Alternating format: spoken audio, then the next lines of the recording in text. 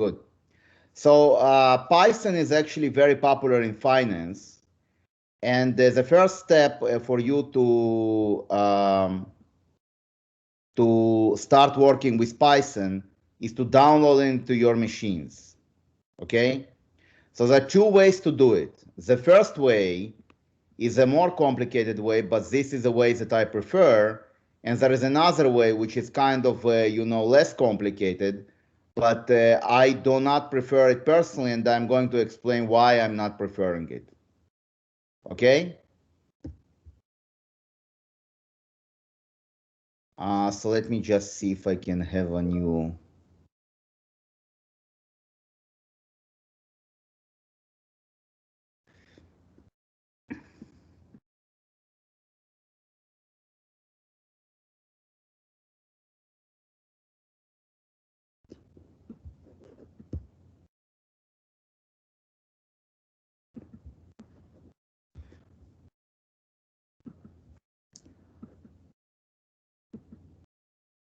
Can you see my screen, guys?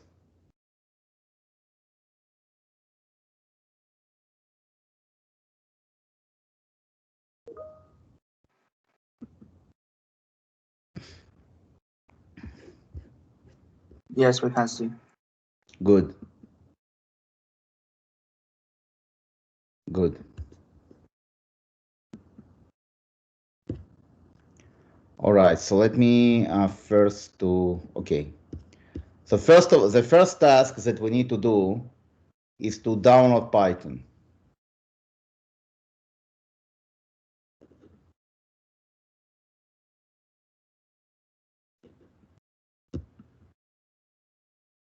So there are two ways to do it. You can download a master,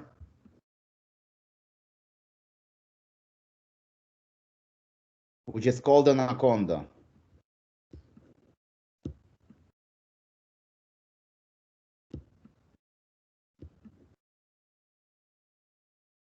So this is a development environment.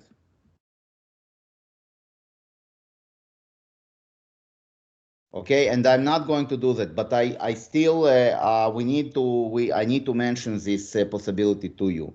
So this is a development environment in Python.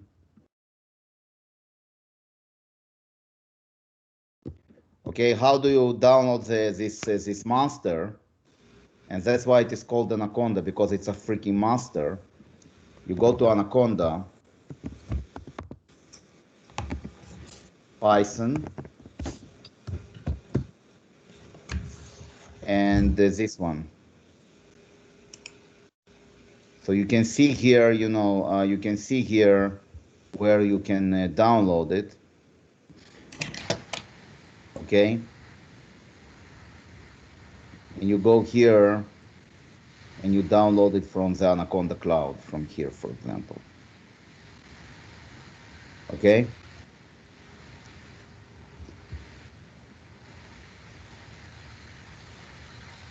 Okay, so now this thing is either,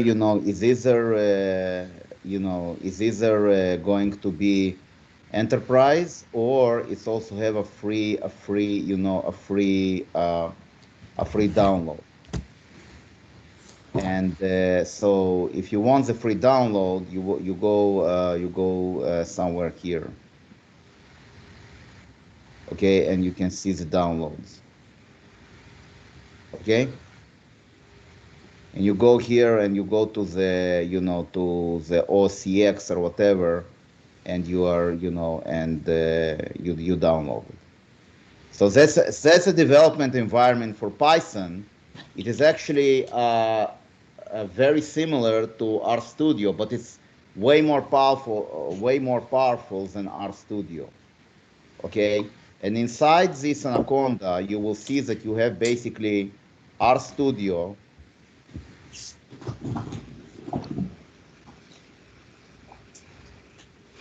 and also Spider, which is this one, the Python development environment.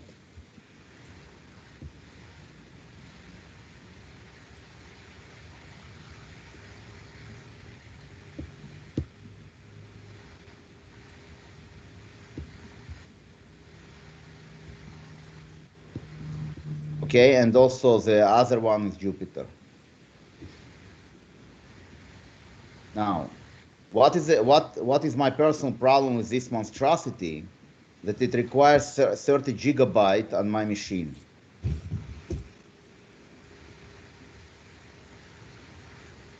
So before you download this monstrosity, you need you need to see, okay, that you have enough storage. So how do you find storage in Apple? You go to About This Mac, and then you go here to storage. And you can see, for example, here that I have only 13 gigabyte storage. So if I'm going to download Anaconda, it's going to kill my machine. If you have more storage, okay, then feel free to download it. Okay. So I'm going. So where do I get my? My Python? Okay, I'm going to download another development environment which is called Idle Python. It's a very minimalistic environment, but it serves good enough for my, for my purposes. So this is basically the latest version, and the idle will come with that. If you download the latest version, it should come with that. Okay. Questions?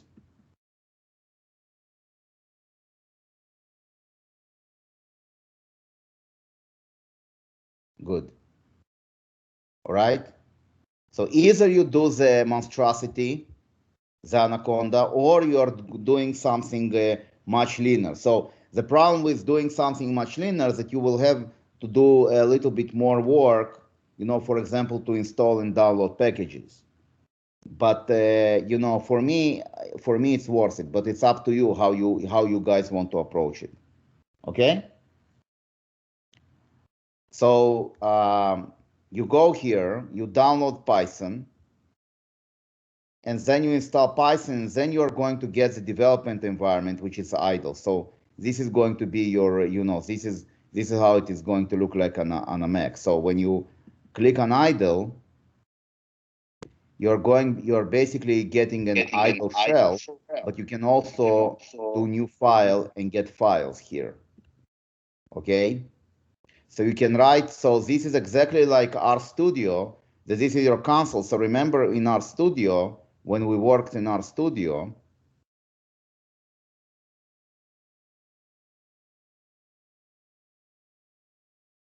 okay, you have your file here, and you have your console.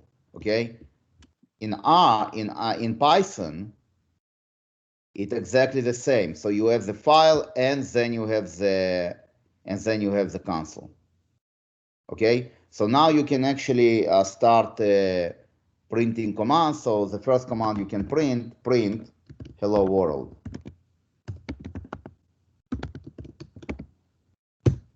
And it will print hello world.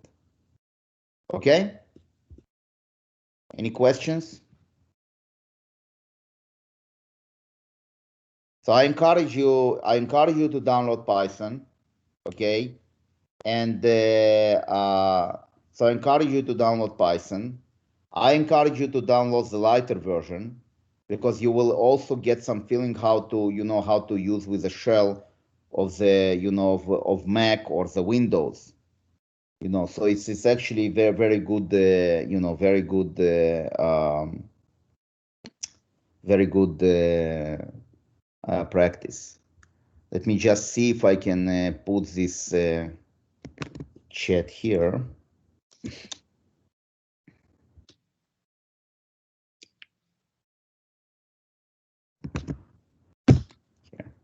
That's where you guys should download Python. Okay? Good job. Just, okay. Good job.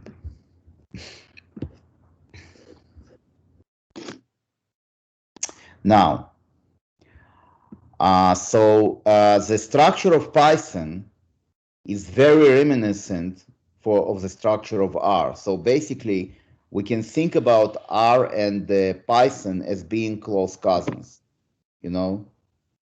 So they are competitors, but they are very, very close cousins. So the power of R is actually the handling of the arrays and all that. So exactly the same thing you have in Python, but before I go there, I want to kind of go through the major, through the major languages. And the tutorial that I'm going to use is this tutorial. Okay. So this is a tutorial of a programming introduction tutorial of how to work with Python in finance. So I'm going to put this as well in the chat. So by the end of the second, how many here are taking Hank's course, Arima and all that? How many of you are taking? I think some of you were in my fall cohort. Not everybody here are in the spring, right? So some of you are coming from the fall cohort, and you guys should actually remember Hank's course, right? So Hank by. So I think he introduced you to Arima models and all these guys. So by the end of the second workshop, what we want to do, we want to actually get to this level that we will analyze Arima and all these guys, all this stuff, financial modeling tool. We want to actually implement it in Python. That's our goal. Okay? That's going to be our goal. But we need to do it with small steps. So the first thing is here. Okay? This is basically the introduction. And then I go to the next one of how to print things, right? So let's say you want to print something. You go here, you do it like that, and voila, it will print it. So now, if you want to print numbers, right, you can do this, like this. Voila. So if you want to print a number, okay, the string itself is going to be in quotation marks, and then comma 5 will give you the number itself. If you want to concatenate strings, you can do something like that. Okay, so concatenation means print I am gray, I'm gold, plus I'm strong.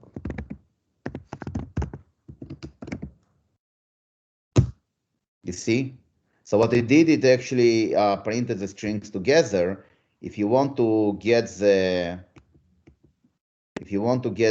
space, you do this. Put a space here. Okay? Questions? Comments? Okay, so and here, and here you have all kinds of stuff. So for example, when you want to break a line, you can do something like that. If you want to print a special character, this is boring. Okay, so if you want, you have the tutorials, you need to sign up, okay, and then you basically access everything. Okay, now let's look on math with Python. So you have the operators, right? So the Python operations is 4 times 4 equals 16, 4 divided by 4 equals 1, 4 plus 4 equals 8, and 4 times 4 is a power. So 4 to the power of 4 is 256. So it's 4 times 4 times 4 times 4. Okay? Very simple.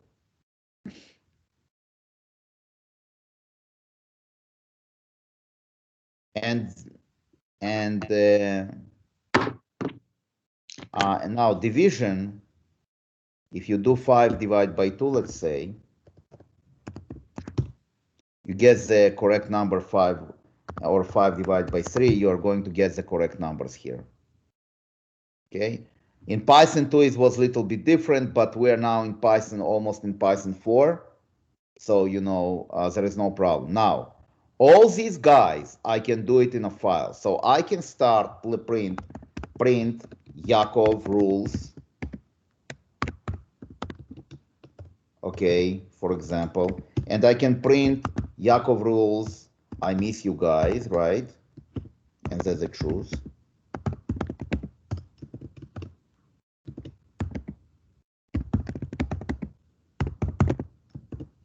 Okay, now I'm going to run it. So I'm going to save it first. And then says, okay, to save. And let's say I give it a number, my first Python file. And I do save. And you can see what happens here. Okay, so this is a file, right? This is a file that you run within, within the console. Okay, is this clear? So let me just take this file and download it. Let's see if I can take it from here.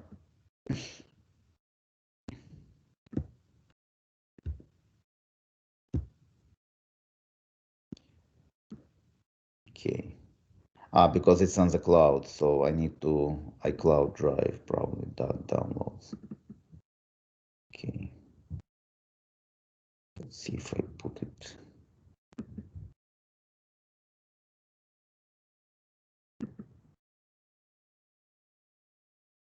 Okay, I probably dumped it somewhere that I don't know where I dumped it. Downloads. Yeah, but let me just take this guy and let me do save as. And instead of the cloud, I'm going to save it to downloads, and I do save.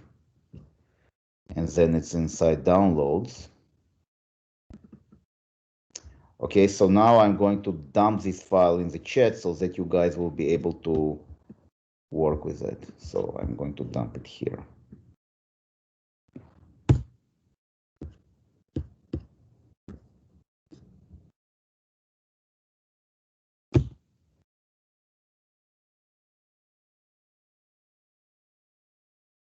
Okay? Any questions?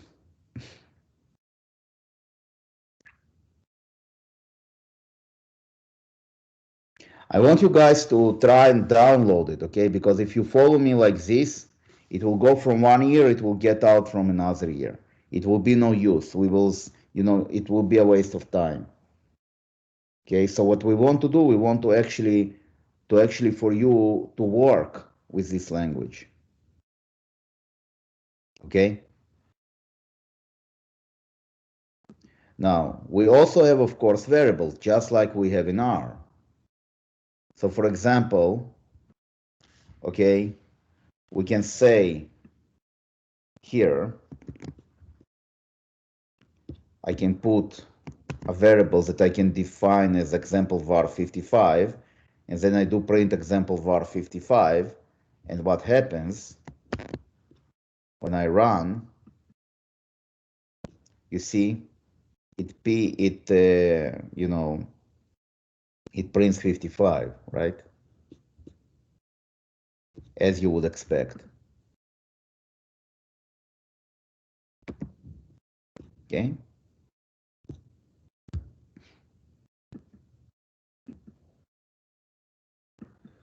Biden is an idiot, but that's a different story. Okay. Now you cannot, of course, if you put something like that, right, cannot do hey equals hey, you need to define hey. This is exactly like an R. So what you want to do, you want to put those heys. If you want to have it as a string, you want to put it in those quotation marks. So then if you do something like that, it will work.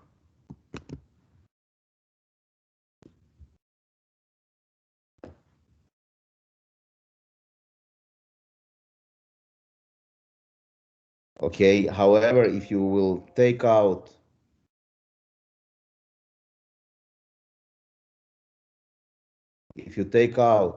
the hey, if you take out those guys,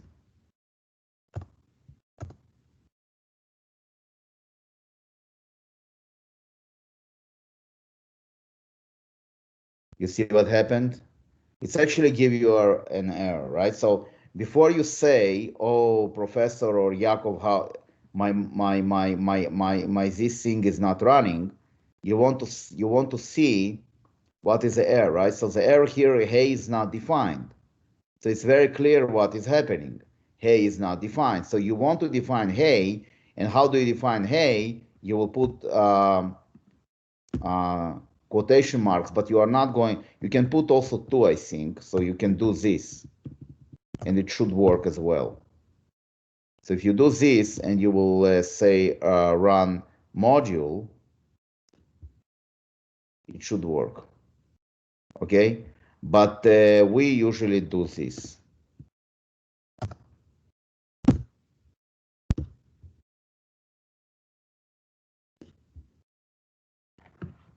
Okay, questions? Questions?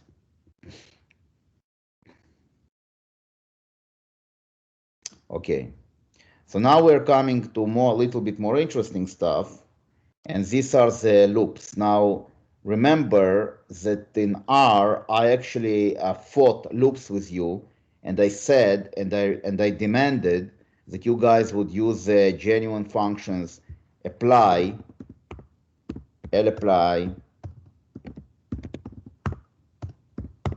or or vapply, right? One of those, or sapply,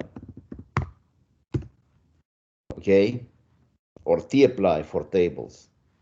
But I don't think you guys have covered it. Okay, so those guys here,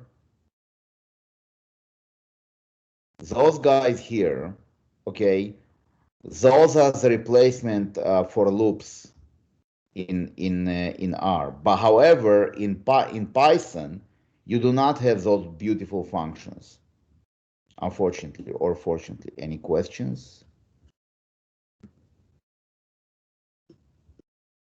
Okay, so you have to use loops. So the loops that we are going to have in R in Python are as follows. So it's while, for, and yeah, I think it's file and for, two of them. Okay?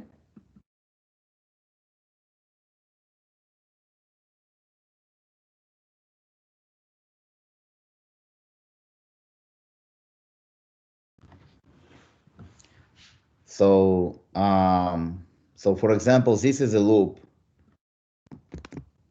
for, for a while condition. Okay, so you can see the structure of the loop. There is no end while here. The loop is actually tabulated. Okay. And what is this loop? So the initial condition is condition equals 1, and then it says here while condition less than 10, print condition prints the number and then appends the number by 1. So add 1 to the number, create a successor function. Okay.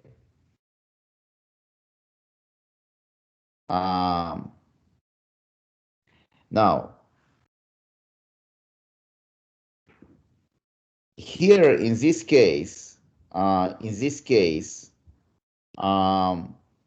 we are actually doing on a very simple, we are doing loops on a very simple level. So if I'm going to run this loop now,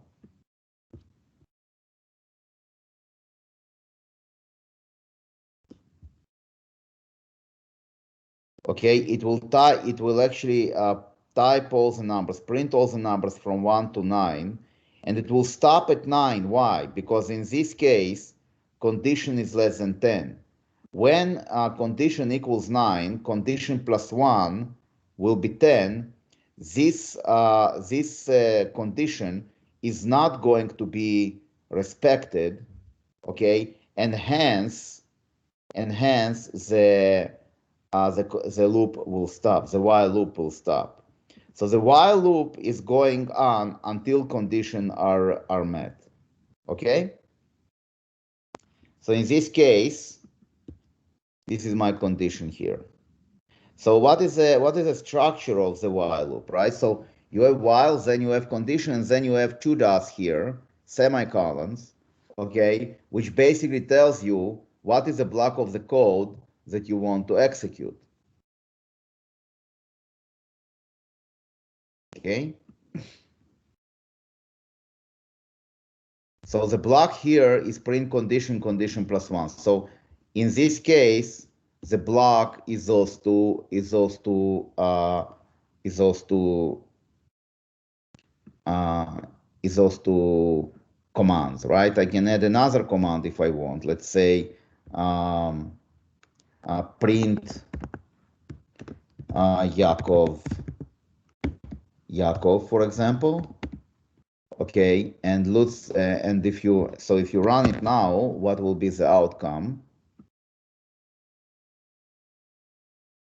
Okay, so every time it actually will print Yakov, and here I can write, let's say, print final,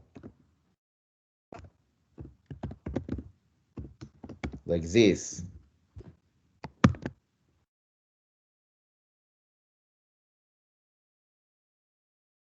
Okay, you can see that final was printed only once. So so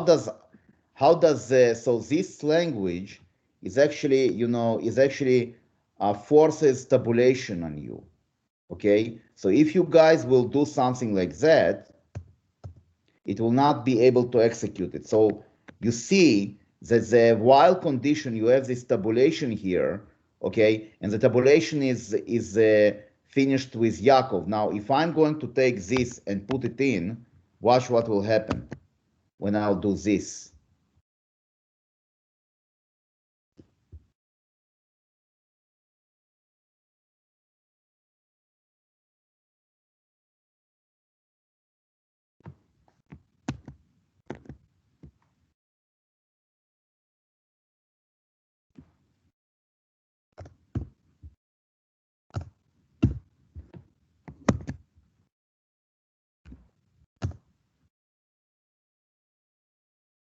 Or I can write just condition equals condition plus 1.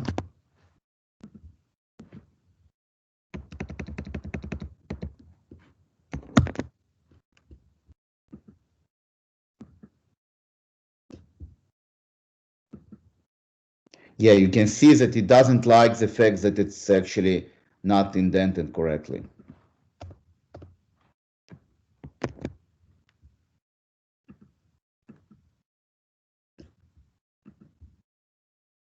Now, what does it want from me?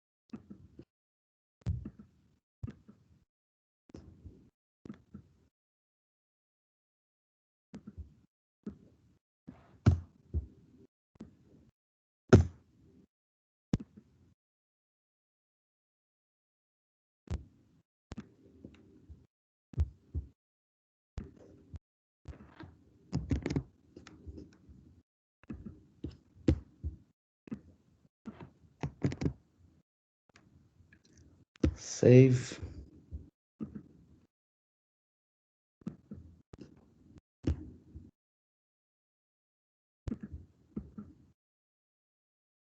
Okay, now if I'll put print Yakov here,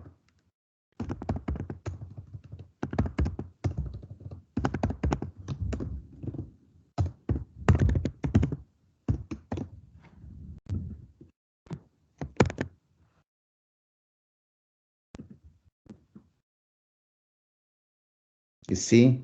So it executed the loop, but it printed Yakov only once. And if I'll put it inside,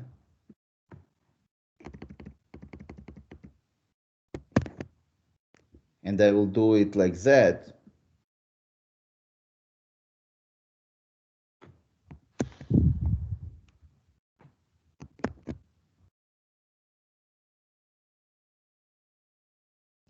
now I'm going to erase it, and I'm going to put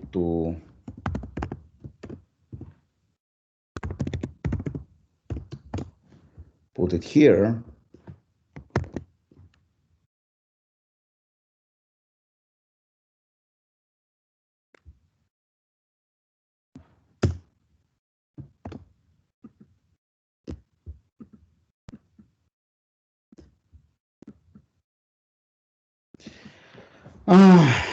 Твою мать.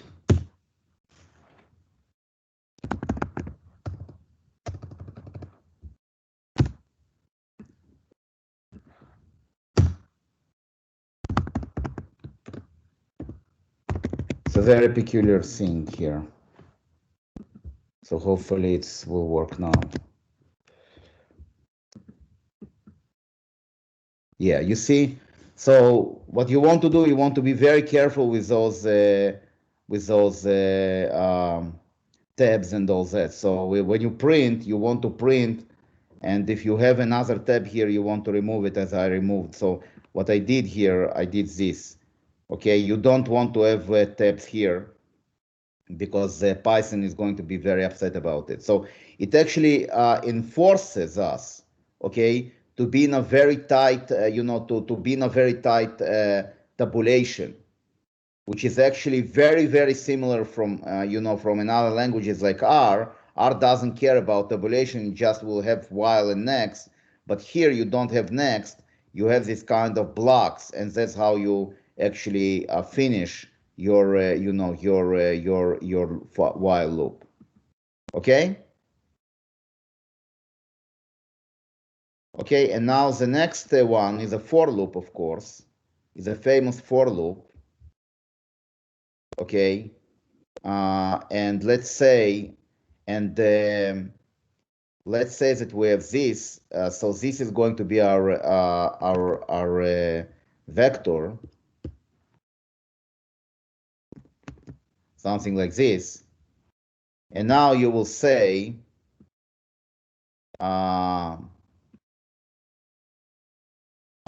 something like this. So for x in example list, print x is basically like for each in R. So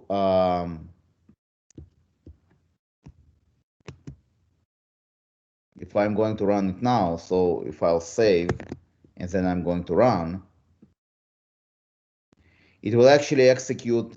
What it does, it actually prints 1, 5, and all that. So I can actually say here print x times x, so print x square, and then it will square. So it will go through the entire, through this entire list, and it will actually execute this command for each of these elements of this example list of this vector. So it will have 1 times 1, which is 1, 5 times 5, which is 25, and it will print everything. Okay, so let's run it and let's see if it works.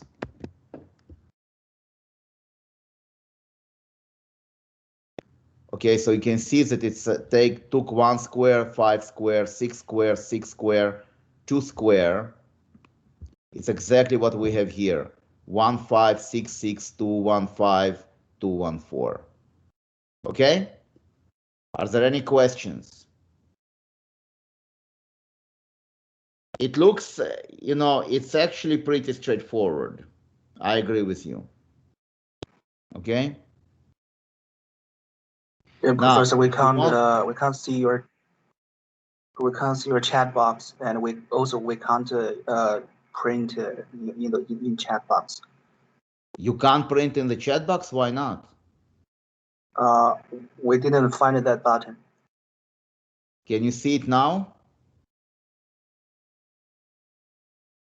Can you see the chat box now, Lee? In my computer, I can't see, and Why not? I don't know other people. Does other students can see my chat box?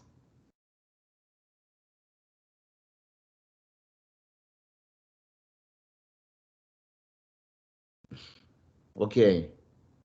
Maybe there's some issue with your machine, Lee. Okay. Because the other students can see the chat box.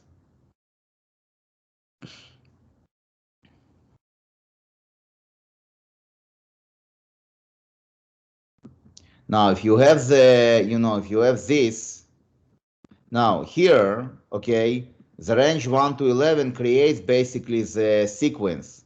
Now, you can see once again that you have these tabulations, that you have this semicolon. So this semicolon appears in every loop that you are going to do, okay?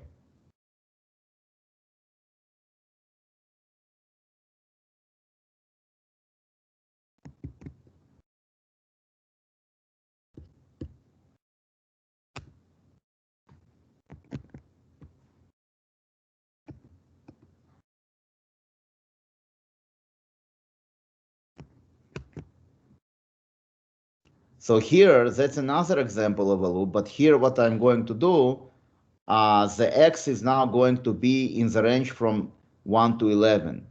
So here I had a list, I had a vector. Here I'm creating a range from 1 to 11. So in RStudio, it's equivalent to 1 to 11. Okay? So in this case, if we run it,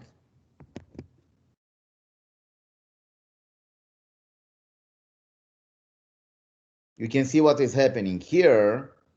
I have 1, 2, 3, 4, 5, 6, 7, 10 until 10. 11 is not appearing because the moment it actually hits 11, it exits the loop. So if I'll put here instead of 1, 10 like this, watch what will be the difference.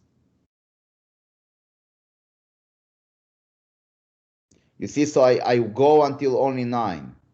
So here, in this case, I went until 10. Here I went until 9. Okay, so the for loop is actually executes the code until the condition in the for is not met. Okay, so from that perspective, for is actually very a close kin of a while. Okay.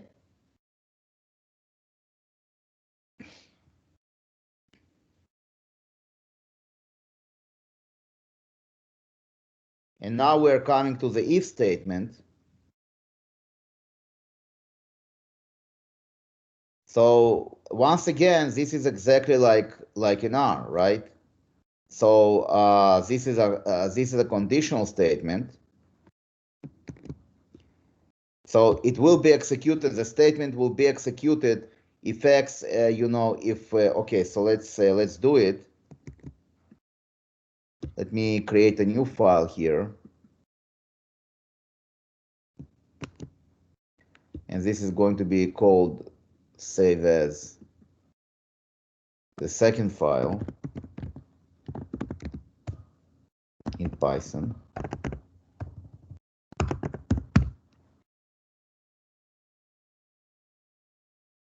Okay, and in this case, what do we have? So let's say, so this condition will be executed, okay? And let's say also print Yaakov is great.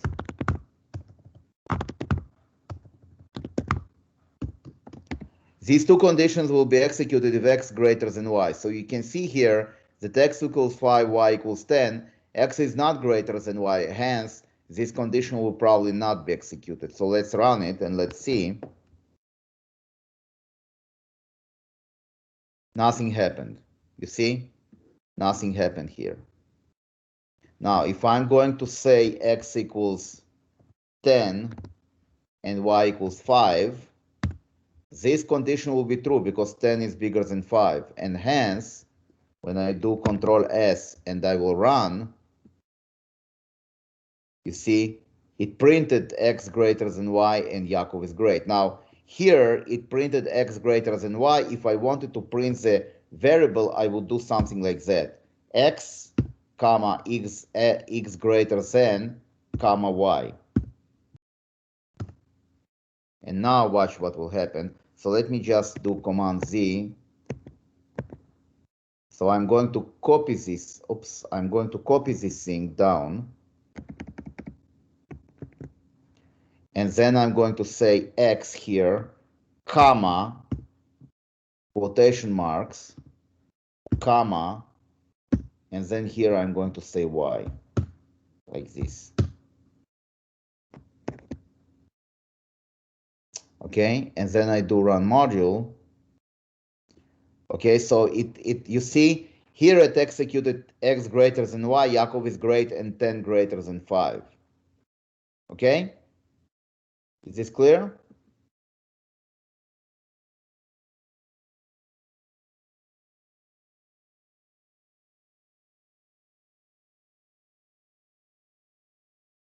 Good. Looks boring, right? This portion will be a little boring, and then we'll go into the interesting stuff. For example, how to run regressions and whatnot.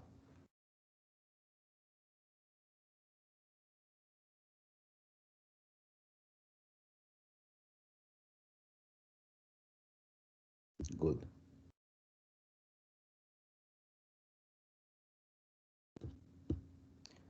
Okay, so let me dump those two files on you guys.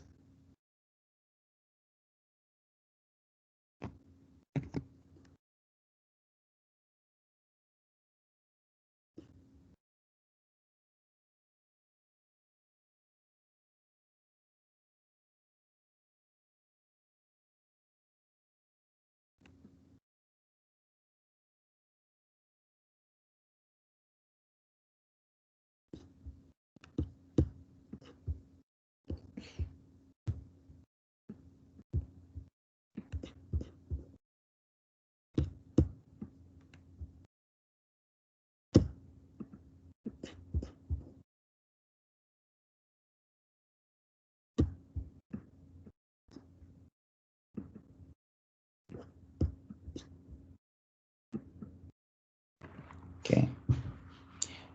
And do you want to see the, okay, good.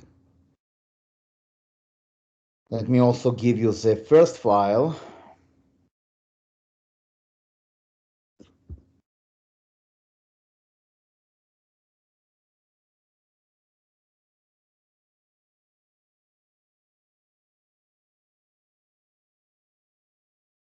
Good.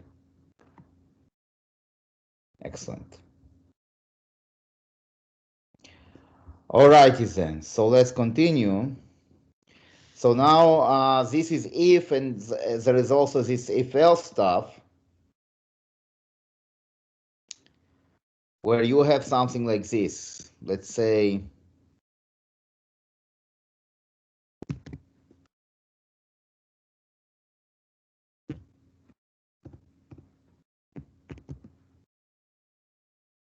so here, this is a if-else statement, right? So basically, yeah, this is a if-else statement.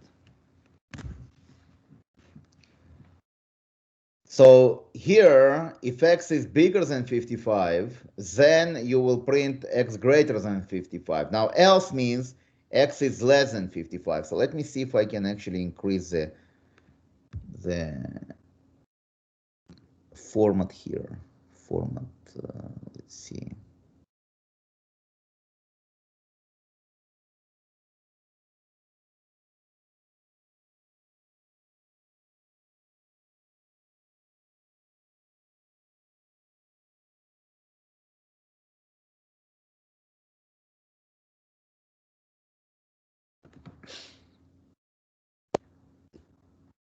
Okay, no. All right, not a problem.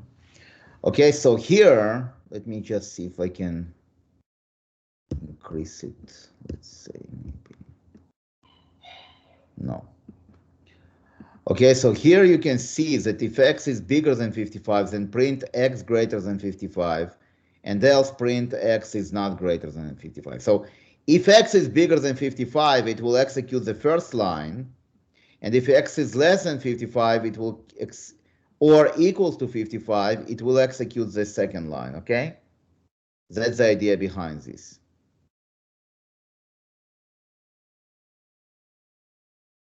So now when I run it, so let me save it, and then I'm going to run. So which line it will print? Now we expect that it will print this one, right? So when we do run module,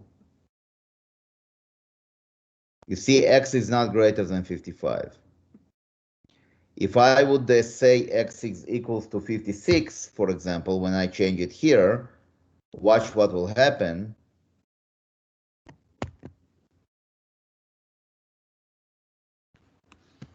You see that x is greater than 55. So it will actually print the other portion as well. Okay? Okay, so now we're coming to the next interesting thing, and this is the functions. So remember functions in R? Remember functions in R? Right, so if I go to RStudio,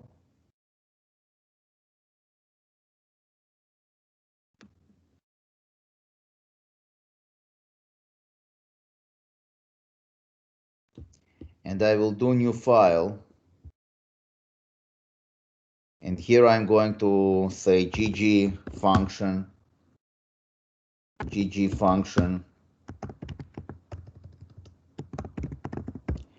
x, and then here we will be, let's say, x times x, or x to the power of x.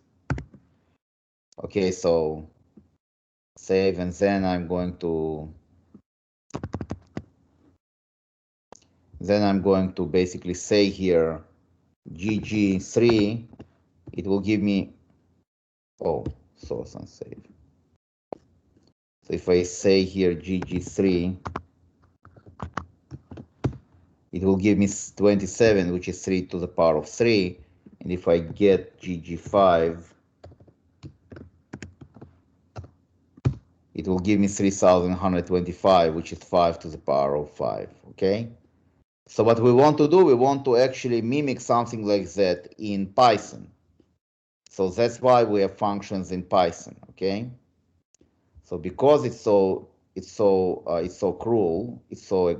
crucial, I'm going to put this code into a new file. Or maybe I'll put it in a new file, function example, and I will say it as save as in downloads function example.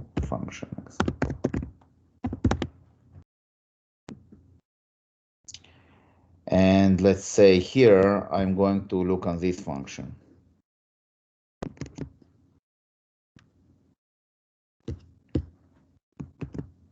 Okay, so the function name starts with def example. Then you have the stuff of the function, and then once again, it is not finished, right? You see that it's not finished. I mean, once again, the tabulation and this semicolon define it uniquely, right? So if I'll do Control S like this, and I do run module, it won't run, right? Because I have to call the function. So I can call it inside a console, and I say example, for example. And then you see that the console executes this function because it is aware of this function, okay? If I want to, for the function to return something, let's say I'm doing this. Well, okay, let's do it. Okay.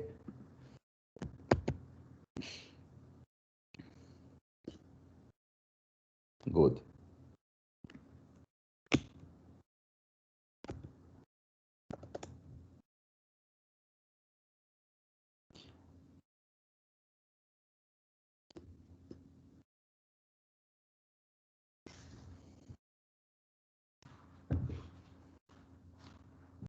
Okay, now the next level is a little bit more complicated, and this is basically tutorial a function with you know, a function with parameters, right? Just like with R, you see here that X is a parameter when I see it here. So in R, it's exactly the same thing. In Python, it's exactly the same thing. So we take this function here and we put it inside our code here. Okay. So that's another function. And I want now to basically remove those two and just look on the answer. So when I do save and I'm going to run, okay, it won't do anything, but it will register this function. So now watch, if I do U equals to simple addition 5, 7, let's say, what is U? Print U.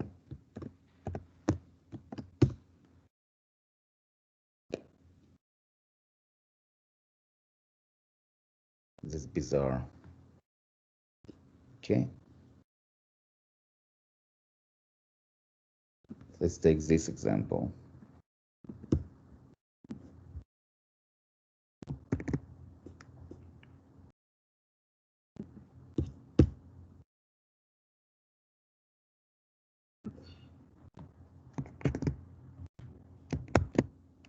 Okay, so if I will run it once again, nothing will happen. However, if I'll put simple addition 5, 7, okay, you can see that it printed 12, which is the answer here. Okay?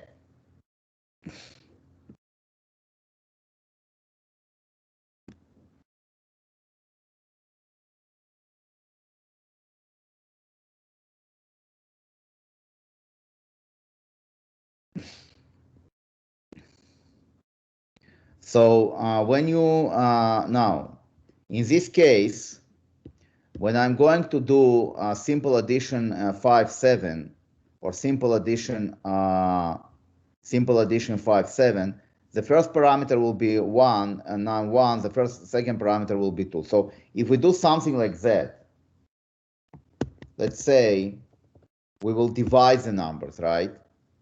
We will not multiply them, but we will divide the numbers. So what will happen in this case? Let's say that we want to do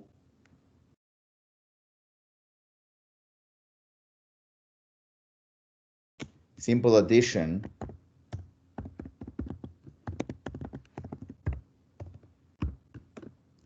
Okay, 6 and 3.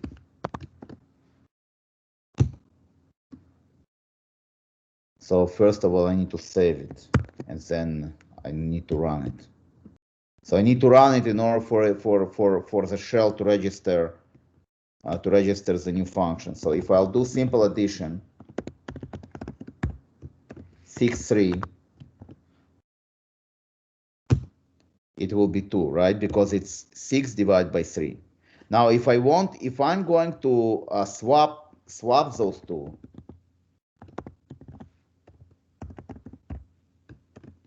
if I'm going to swap those two, 3 and 6, okay, I'm going to get 0.5 because by default, okay, the first one is going to be num1, the second one will be num2. Now, if I want to be sure, okay, if I can't remember what is the order, you can do something like that. You can say simple addition. Okay, let's say you say num2 equals to 3 and num1 equals to 6.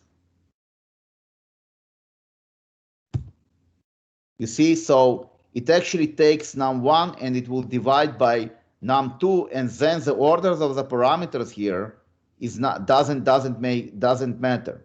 Okay, it mattered here because you did not explicitly said what is num1 and num2. So Python actually assumed that the first parameter goes to the first one here, which is num1, and the second parameter goes to the second one here, which is going to be num2, okay? And the answer here was num1 divided by num2, or, okay, so it was automatic. What I did here, I actually explicitly said to Python, please assign num2 to 3 and num1 to 6. And then it actually did num1 divided by num2, it did 6 divided by 3. So it doesn't look on the order, okay?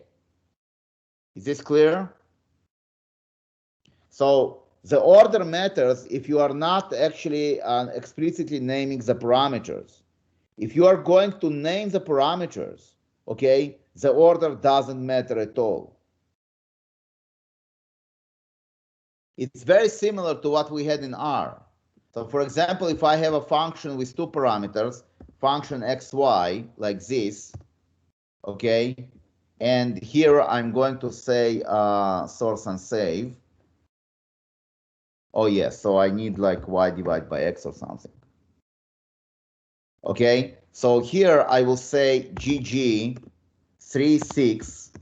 The answer will be 2, right? Because it's y divided by x. However, I can say GG y equals 3 and x equals 6. And then you can see that it's going to be 0.5.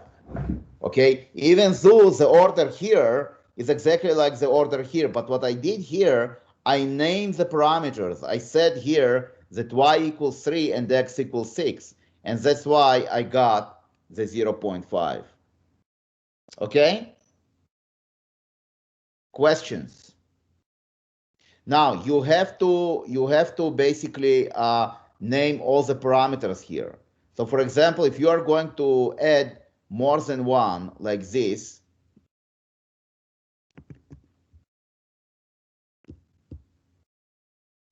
it will not work. You see, it tells you simple addition takes two positional arguments, but three were given, or something like that.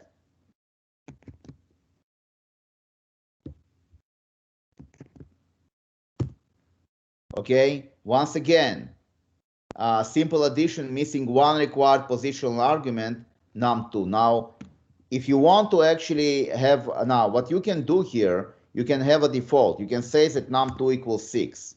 So no matter what number you get, if you are not denoting the second parameter, if you are not calling the second parameter, it is going to be 6. And watch what will happen now.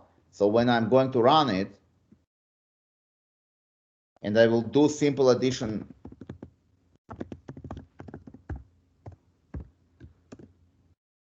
three, it will work, okay? Because it's 0.5. It knows, because it knows that num2 equals 6. However, I can also say simple addition 3 comma 5. So I'm actually changing this. Oh.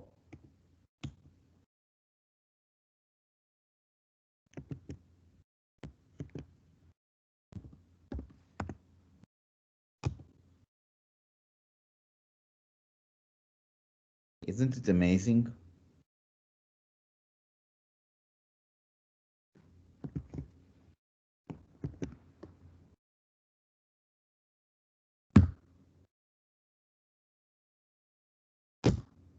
Okay. You see now it's 0.6, right? Because 3 divided by 5 is 0.6. Is this clear? Is this clear? Questions, guys, wake up, wake up, wake up. Questions.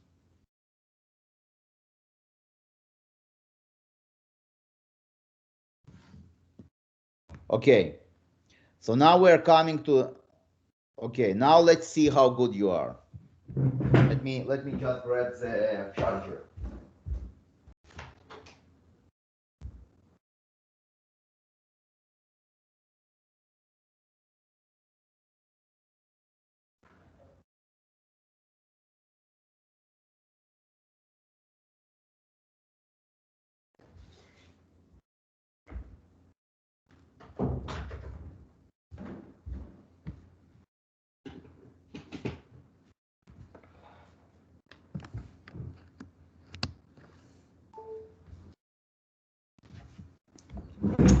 Okay, now we're coming to something which is a little challenging. We are going to discuss how to install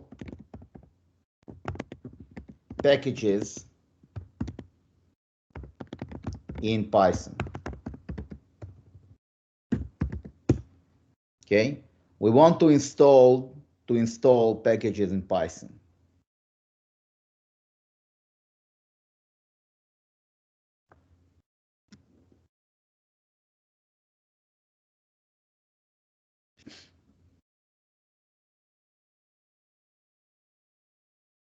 Here.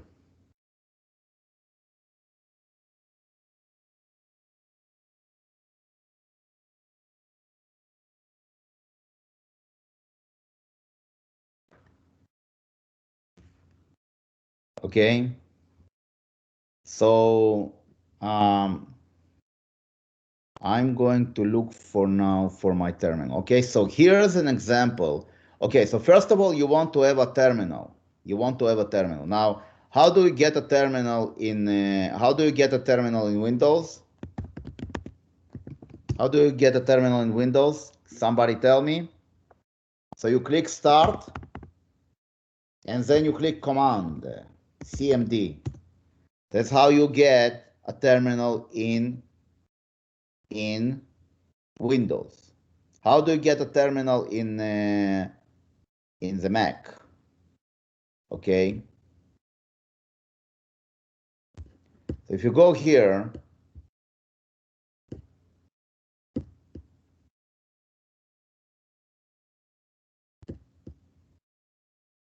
you see this, you click on it. Okay, so if you go on the Mac, you have the Apple, and then on the right-hand side, you have your name, and here you have the Spotlight search, and here you type terminal, like this. And you will click on it, and you're going to get a terminal, a shell terminal in Apple. You're going to get this kind of terminal. So you're going to, this is going to be written in your name, then bash, and then something here, which is basically the size of the terminal. Okay. The first two commands that you are going to type will be those commands here.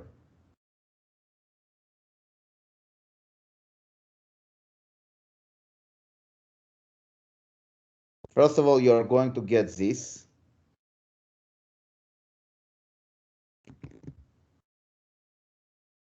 This is the commands that you're going to type in your terminal.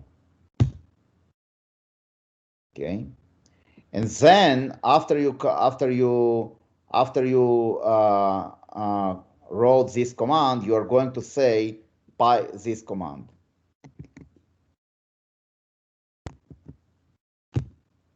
This is if you don't have Anaconda. If you have Anaconda, you don't need to worry about this. This is for insurgents like Yakov, okay? This is if you want to have some fun.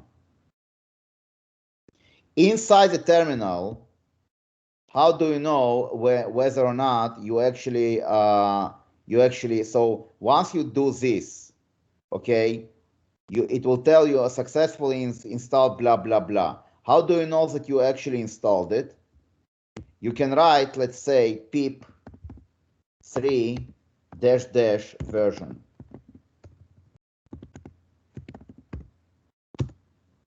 And it gives you the version of pip 3. Okay, so in my version, it's pip 21.01 from library blah, blah, blah, blah. Okay, Now, you want to install a package. What you want to do after you did this, you do this, okay? After you do this, and of course you can actually see what kind of version you installed here, right? So the version is Python dash dash version. Now, after you do this, you type this in your terminal.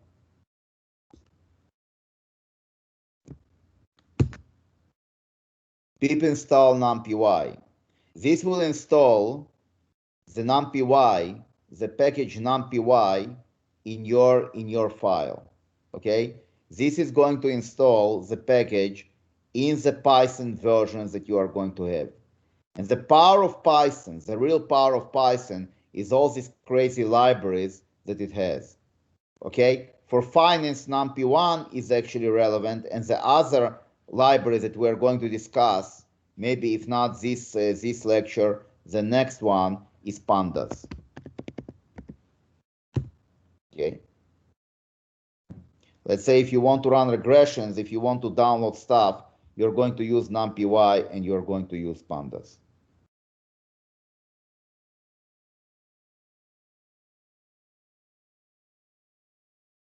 Okay? Questions? Do you guys are you guys intending to do this? Okay? So first you need to open a terminal.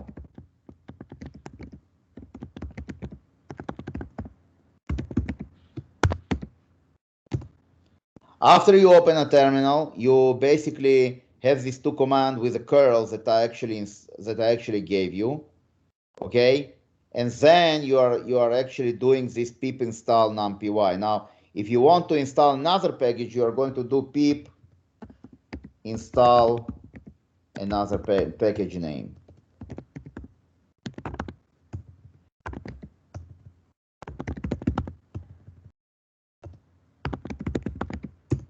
Okay? Is this clear? Yes. Okay. So guys, I actually encourage you, do not follow me just like that. What you want to do, you want to actually try it. See that it actually works. Okay? You do not want to spend, to spend your time here and not doing at least some exercises.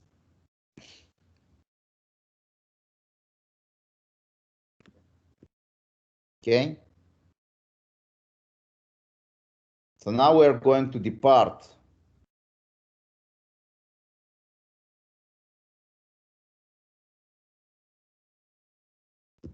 We're going to depart from this and we're going to talk about the magic package numpy.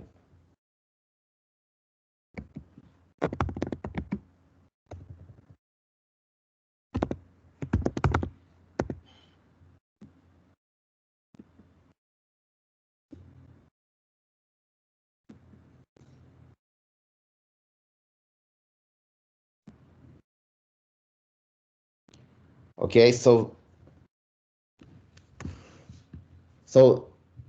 numpy is basically the package in R to do matrix multiplication and all that. Okay, so let's see how it works.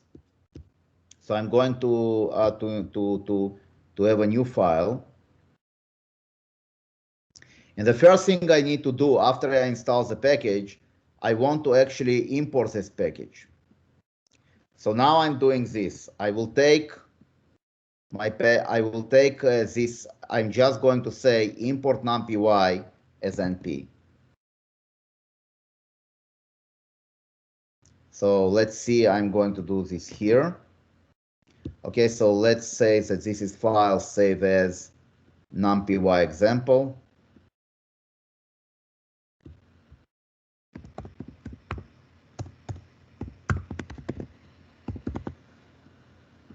I'm doing save.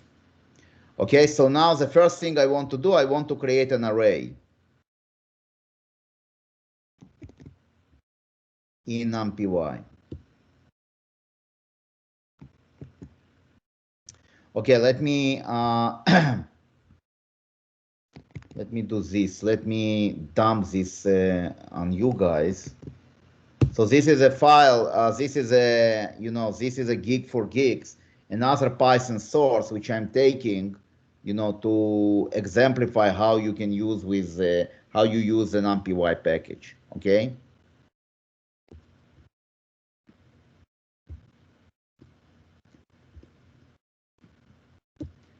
So now let's do save, and let's do run module.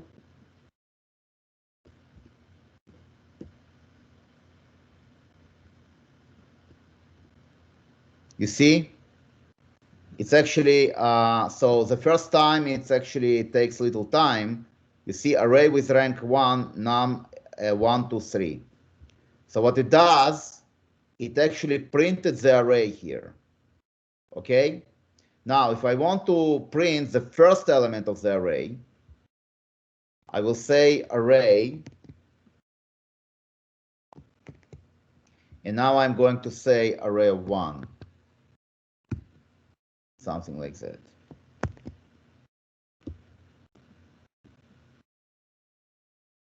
You see, array of rank 1 is 2. Why is 2? Right? Why is 2? Anybody can tell me what should be array 1 in R? If I do it in R, wake up. What is array 1 in R? So if I'm going to do it in R, I'm going to do C. C1 to 3, right? Let's say G1 to 3. So num array is exactly like C1 to 3 in R. And I'm now going to do G1. What will I get?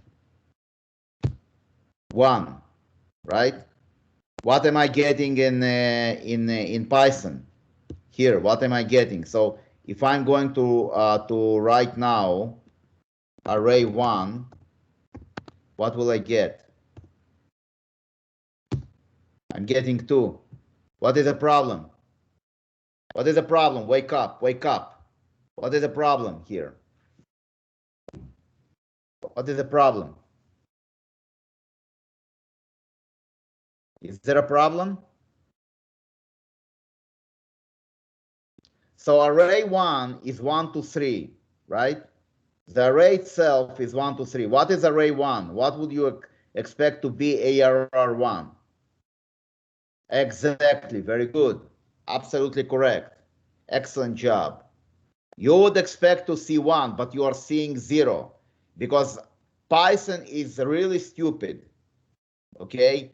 The indexation starts not from 1, but it starts from 0. Hence, if I'm going to say here R 0, I'm going to get 1. Is this clear? So if I'm doing, let's say, R 0 semicolon 1, I'm going to get the first two elements. Oops. Okay, we will discuss it later. Okay, you see it tells me array 1. Okay, so R1 is going to be 2, and R3 and R2 is going to be 3. Okay, so the major lesson here that the base in Python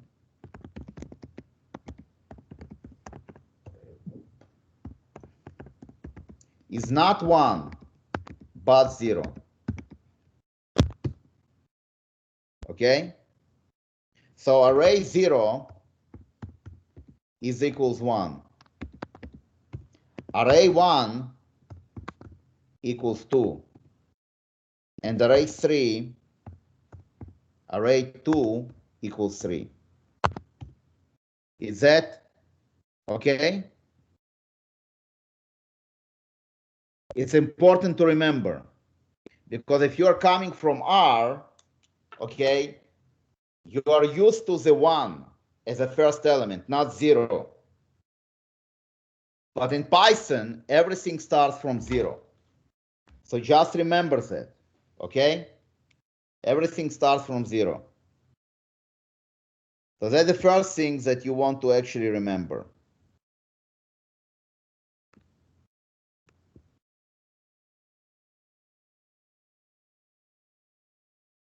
Now, you can actually create a rank to array. So let's look on this.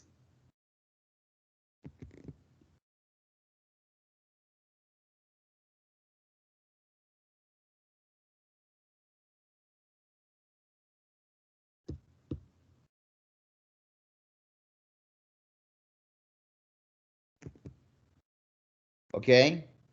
You see you created 1, 2, 3, 4, 5, 6, and now when you do print R,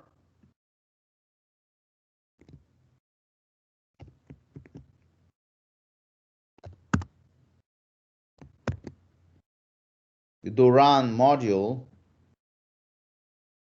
you see what it does? It created basically a matrix, rank to array, 1, 2, 3, 4, 5, 6. Okay, it created here 1, 2, 3, 4, 5, 6. You can see how it is created. It has this kind of brackets around it. Okay, so it creates the first one and it creates the second one. These are called array, these are called the multi-dimensional array. Now, how you access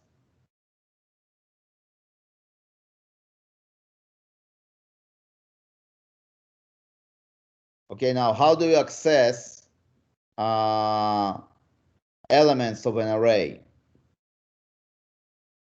Okay, so this is becoming, so let's look on this here. Let's do it as a new file. No, well, let's do it in a this file.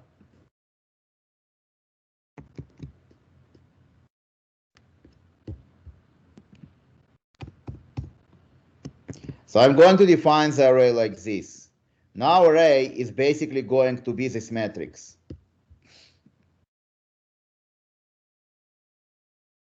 I'm going to run. Okay, and now I'm going to dump. Okay, so I'm going to dump this code on you guys.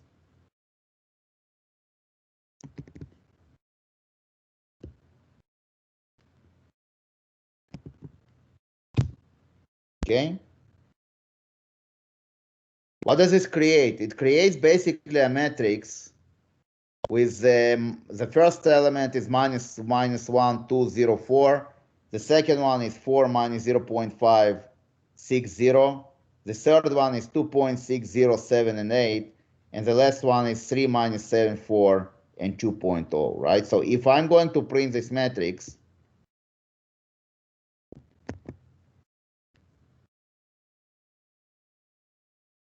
I'll say R, you can see the matrix here. The first, okay, the first row is minus 1, 2, 0, 4. The second row is 4 minus 0.560. The third row is 2.607 and 8, this, and etc., etc., etc. Okay, now watch the magic. Let's do something like this.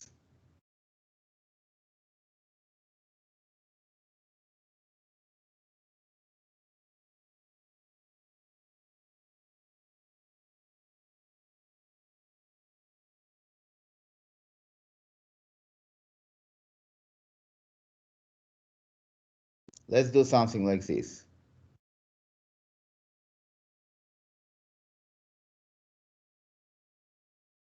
We're going to look on array 2.1. Let's say array. So I'm going to, oh no, so I will do something like this. I will say AR 2, 1.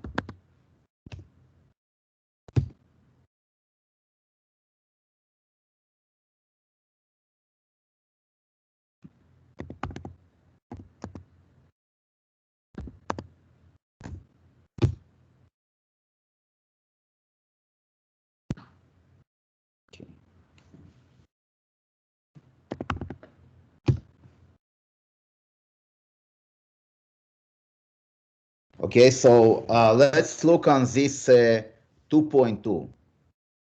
So what is this 2.2? This is going to be, the base is going to be 0, right? So the second row is basically the third row and the third column. This is row 0, this is row 1, this is row 2, okay? So we are looking here on row 2. What is these two? This is going to be the first column, the 0 column, the second column, and the third column. So it's a third row and the third column is going to be 7. What is array 2, 1?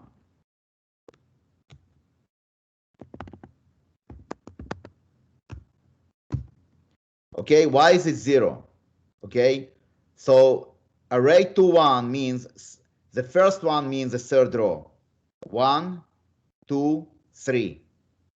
The second one means 2, 1, right? So the base is 0, so it has to be the second column. So it's going to be the second column, so it's 0. Questions? Questions? It's not trivial, okay? It is not trivial.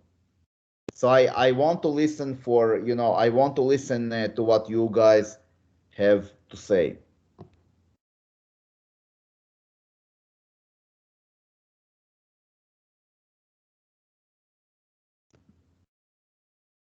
Any idea, any questions? I mean, this is highly tricky. This array stuff is highly tricky. I don't believe that you guys can get it, on the first time. Okay, so if you guys are so good, tell me what is going to be array R3 at 1.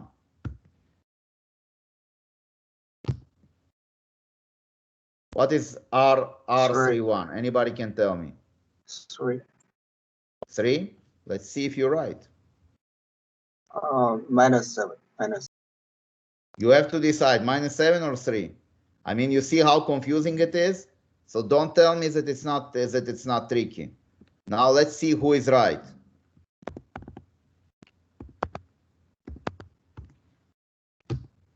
-7. You're absolutely right. Okay? So what you did this.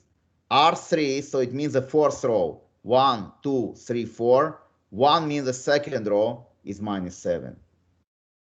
Good job. Very good. Very good. Now, this is just the beginning, ladies and gentlemen. Let me ask you a question. What do you think is going to be array 1, 2, 3, 1? Let's see how good you are. Come on. Tell me this. Can you guess? Can you guess, guys? What is R3, 1, 2, 3, 1? Let's see.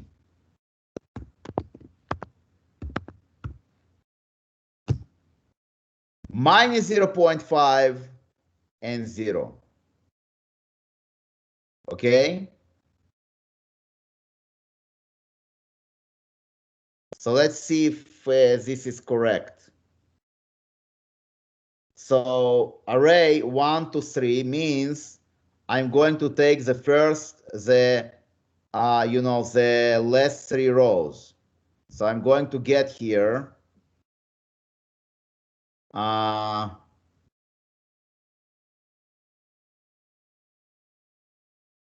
3. So I'm going to get here, what will I get here? My God, this is so confusing. Okay, so I'm going to get the first row, the second row until the third row, 1 to 3. The third row here.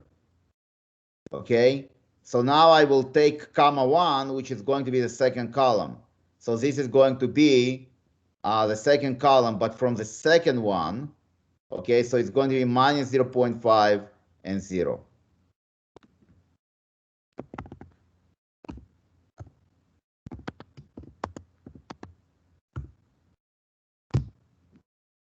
Okay.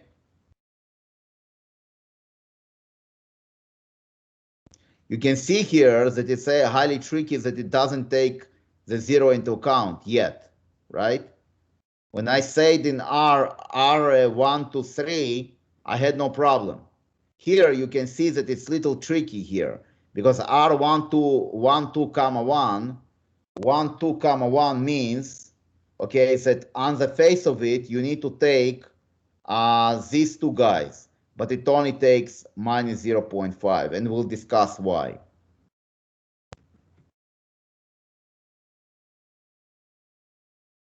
Okay?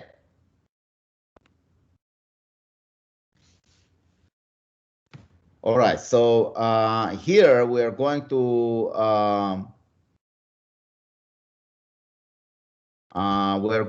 see, so we are going to look on something called sliced array. So let's look on this.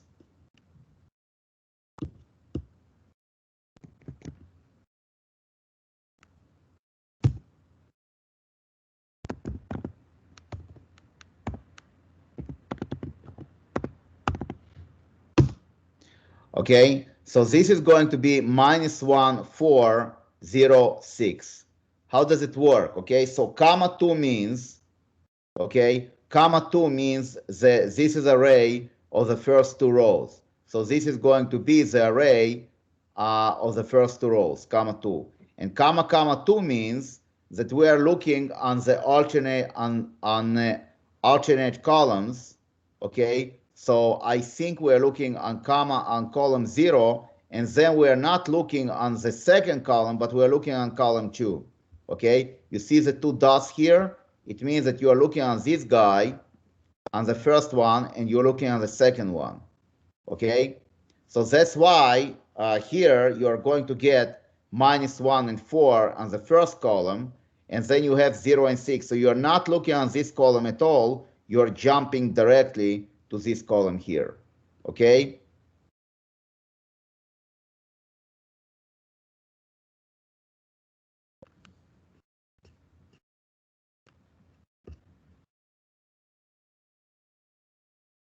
Now, you can see here that you can actually do array of indices like you did in R, right? So remember in R, when I did the which, I always use this thing, right? So if I do which in R, I'm getting an index.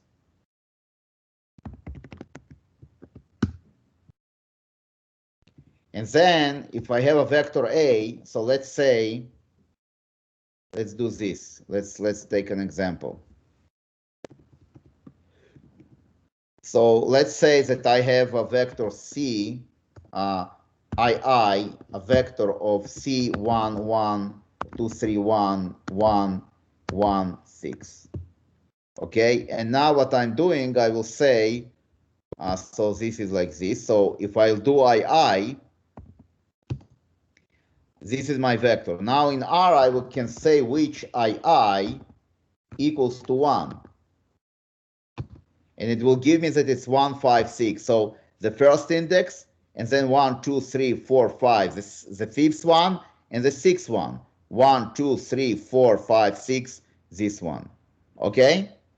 So now I can do, I can, let's say I'm doing this, and I will put it into H.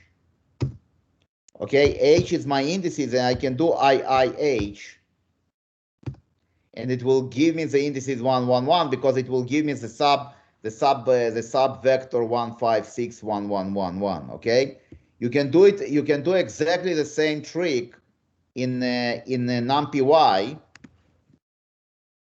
So here you are doing, let's say you're doing this.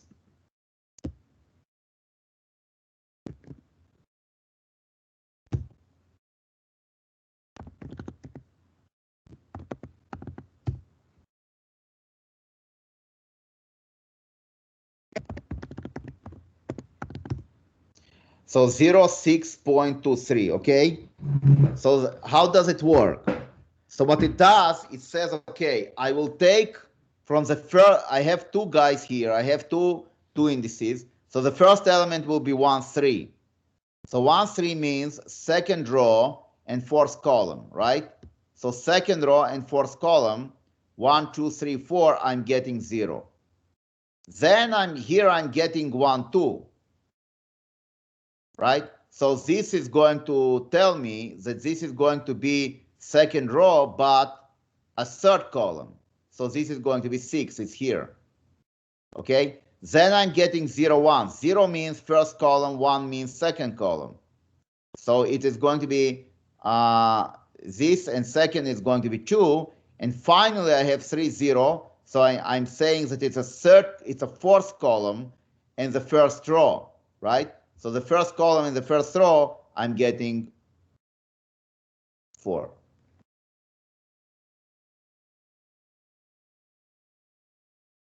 Questions?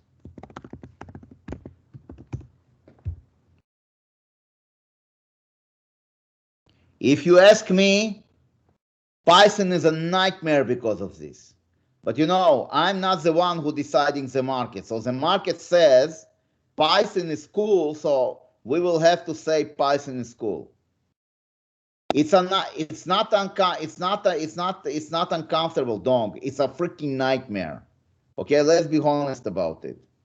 It's a nightmare. You know, compared to Python, R is, you know, is just match made in heaven. I can't stand Python because of this stuff. Just can't stand it. But, you know, I still need to teach it to you so that you guys will make a gazillion amounts of money.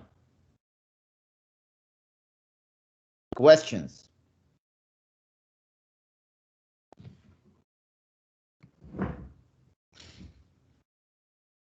Dong, this is just the opening shot.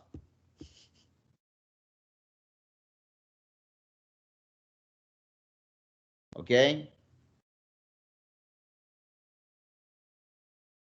Now you can actually, do everything that you did in R. So for example, what is going to be A plus 1? If I look here, and I will take my, let's say, array R, and I will add 1. You see what happens? All the numbers are shifted by 1. So minus 1 plus 1, 2 plus 1, 0 plus 1, 4 plus 1, 4 plus 1, minus 0.5 plus 1, 0.5, etc., etc., etc. So you can actually add arrays, okay? And you can, and you could also do a sum.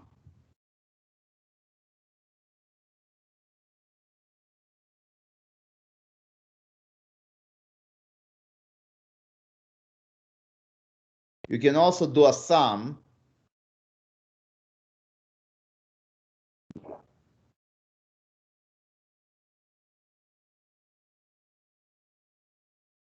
Say you do sum R.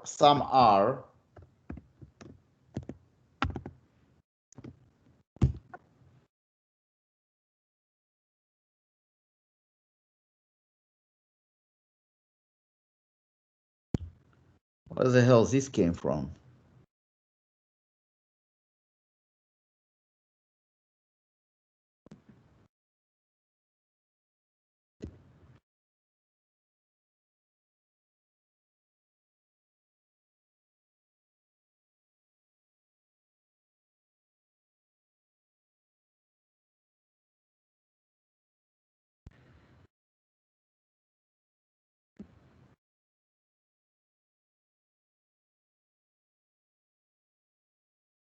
Ah, like this, of course. I forgot. Okay, so here it's actually important. If you want to sum the array, you will do array.sum like this. So 34.1 will be the sum of all the numbers here. Okay? So this is a little bit different from what we have in R, because in R you have the function. Let's say here I'm going to create a matrix. Let's say C1 to, let's say 1 to 6, n column equals 2. Okay, and now I will say some matrix.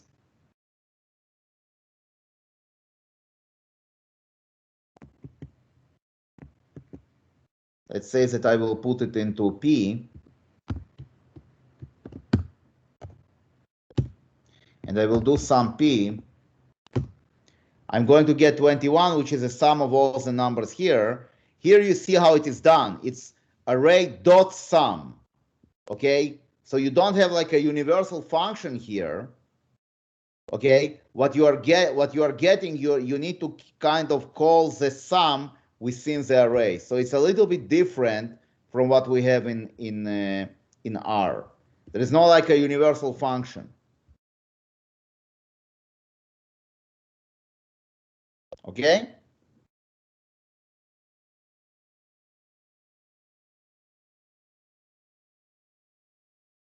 No, it's okay. This is, I don't care about this stuff. These are all the functions that you have, you know, to use with arrays. Now, how do you multiply matrices, right? Because this is kind of this is kind of arrays. How do you multiply matrices in Python? So matrix, you just type matrix operations in Python.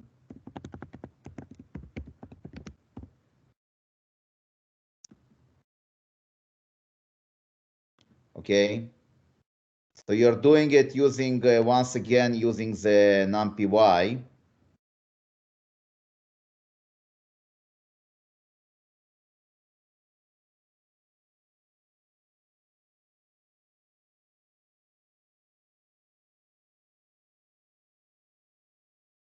Okay, so for example, here,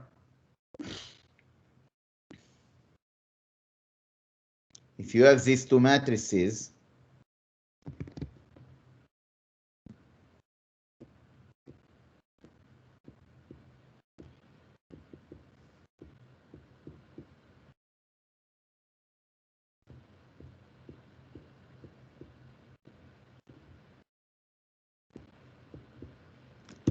let's look on that.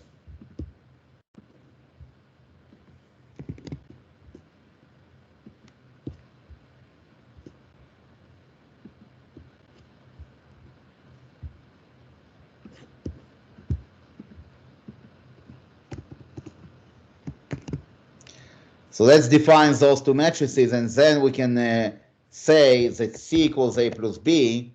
So this is going to be element by element, by element addition. So we will save, and then we will run the module.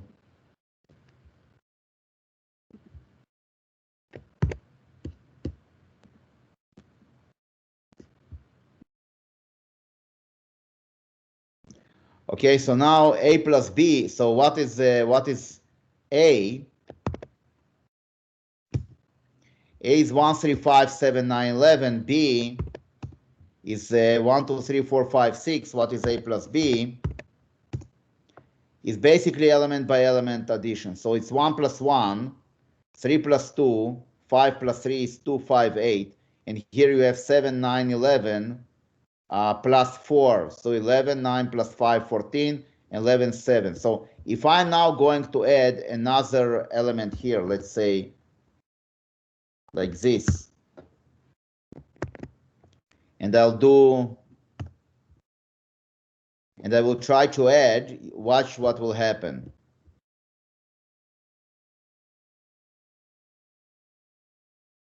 Okay, so A plus B will not be defined. You see, they must be the same size in order for this to be defined. Okay?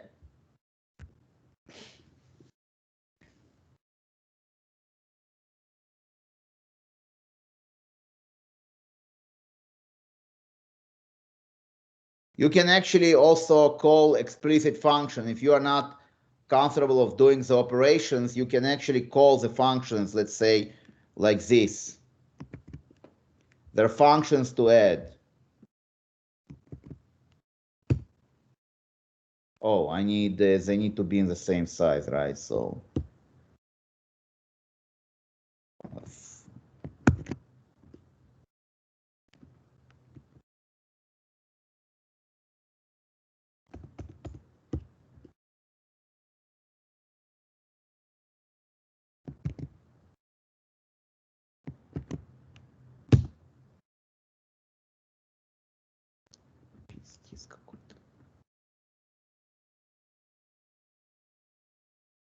okay, then just use the stupid operators.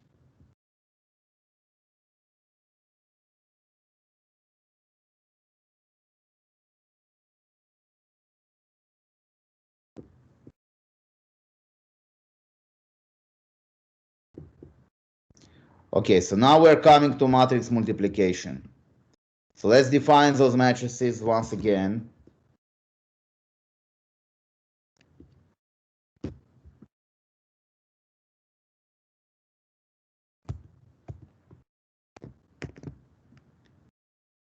Okay, so this is so the matrix is the first matrix is 1, 2, 3, 4, 5, 6.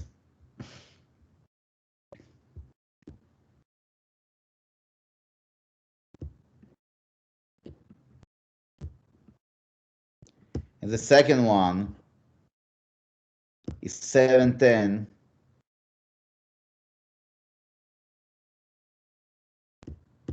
Or 7, 10. 8, 11. And 9, 12.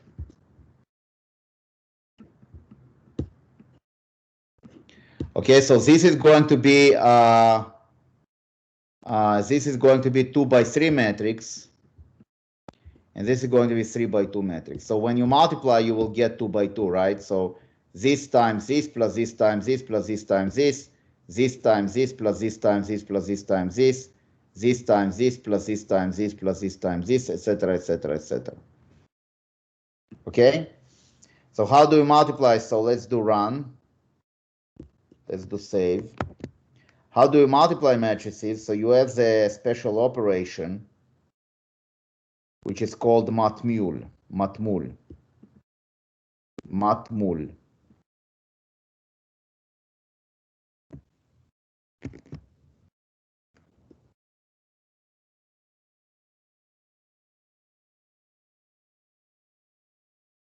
Okay, so we will do first matmul. Matmul. Matmul, matmul, matmul. Matmula. So first, let's save their model. Run. Okay, so A and B. And now I'm going to activate matmul.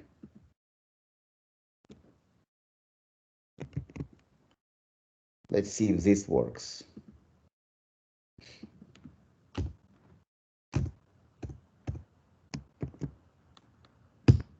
Yes. So we got a 2 by 2 matrix, right? If you are going to do it vice versa, you're going to get a 3 by 3 matrix. Matmul, ladies and gentlemen, remember it in your hearts.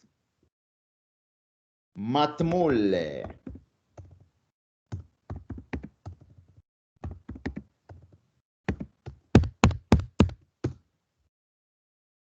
So I'm going to, because it's so important, I'm going to dump it on you guys. Matmul, ladies and gentlemen, my favorite function in Python. Okay? This is not all, ladies and gentlemen. There is another trick here. Because you don't need to use matmul, you can use strudel. You can use this. Strudel. Et operation. Voila, ladies and gentlemen. A strudel B.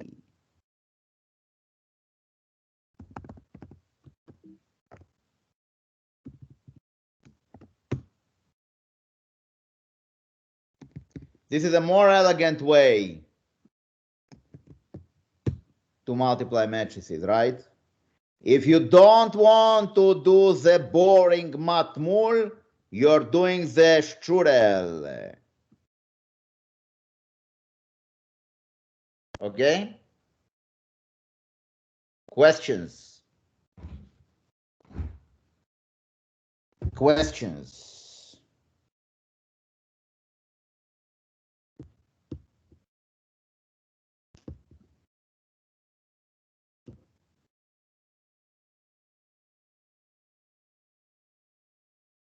Okay?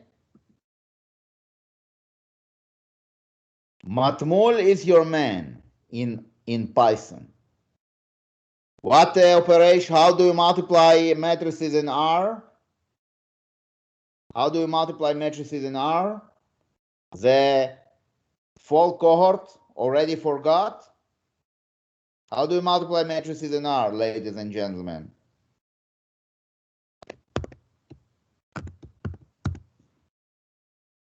Remember?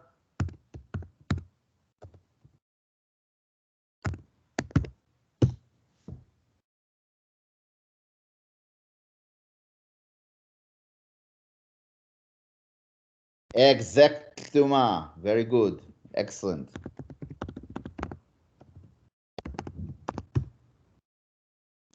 The spring cohort doesn't need to know because I did not cover with the matrices, didn't have time.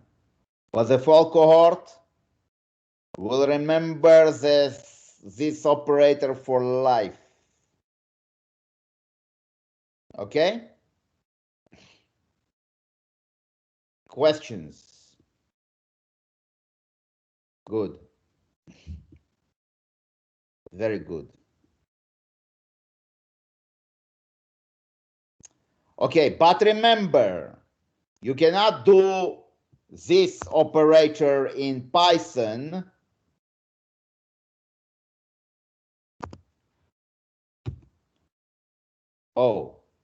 you cannot do matmult in Python before installing numpy. You see how I'm using numpy, right? So what I did here, I said import numpy as NP. Now, if I say import numpy, so let's look another file, new file. And here I'm going to say import numpy as dong.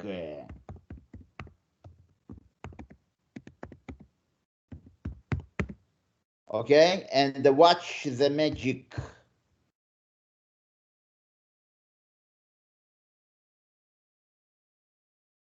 This is not going to work here, right?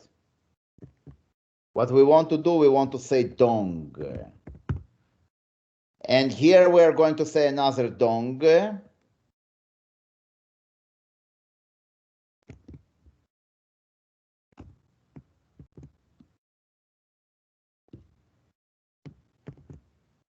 And we're going to replace NP with dong.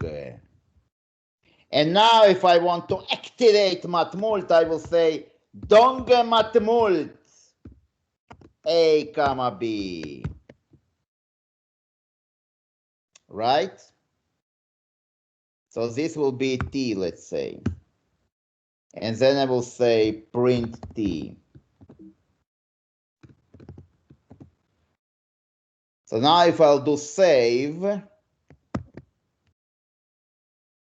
say numpy dong example.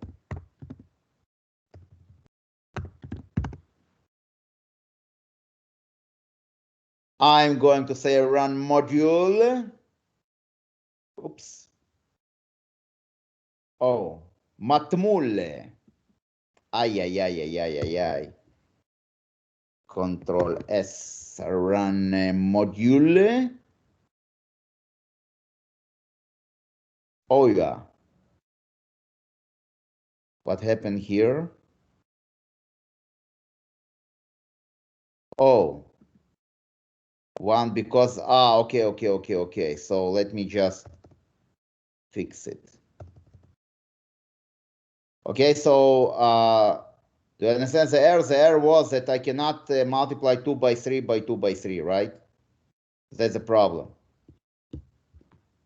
But I can multiply 2 by 2 by 2 by 2. Voila, right?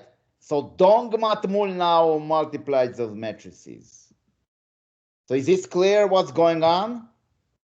I actually need, when I import and I say as NP, then I'm going to use NP. If I do import as dong, I'm going to use as dong. And what I suggest you to do is to import it, right, as the name of your, your favorite character.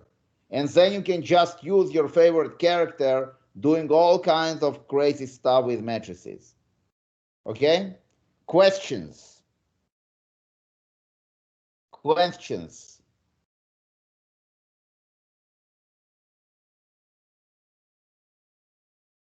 Okay, good.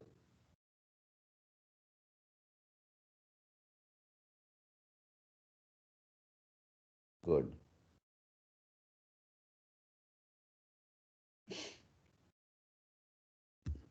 Good job. All right.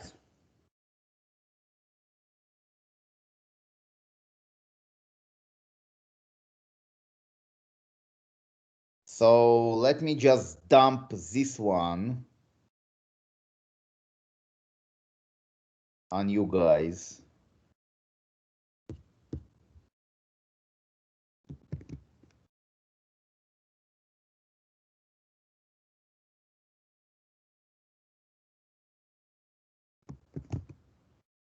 Okay?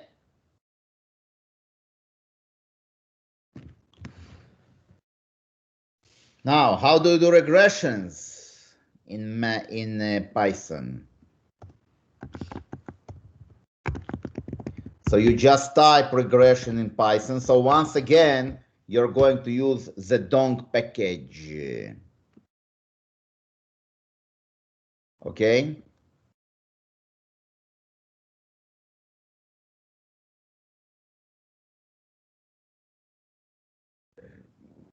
Okay, this will do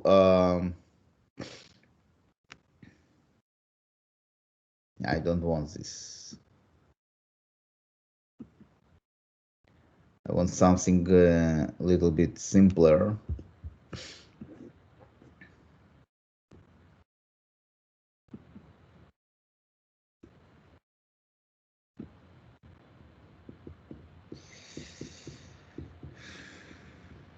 Okay.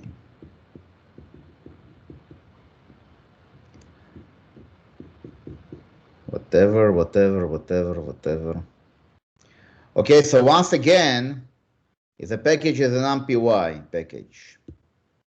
You can also use a CICT learn, but this is we will talk next lecture. We will talk about machine learning. Okay.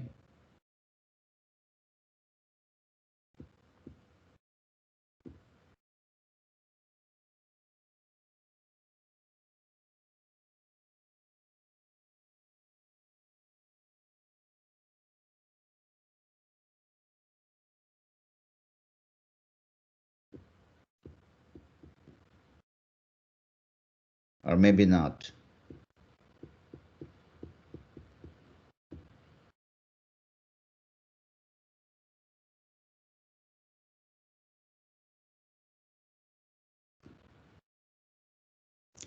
Okay, so so if you want to do this with this sklearn linear model, what you want to do, you want to actually first install it.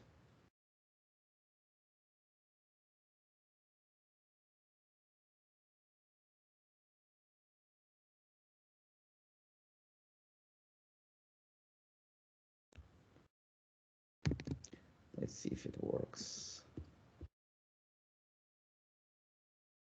Yeah, I do not want to do it today. I don't want to do it today. Okay, so going back to the Python programming tutorials, so we covered the fours and we covered the matrices, and what I want to do now is to cover how you read from files in Python.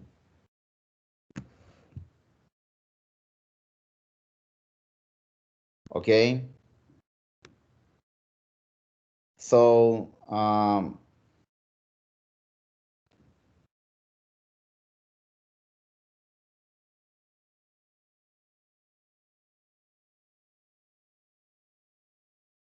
let's see this.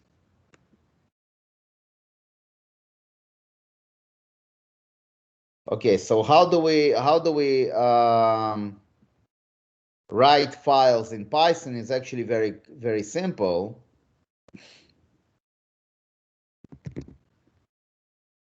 So simple files you can write in the following way.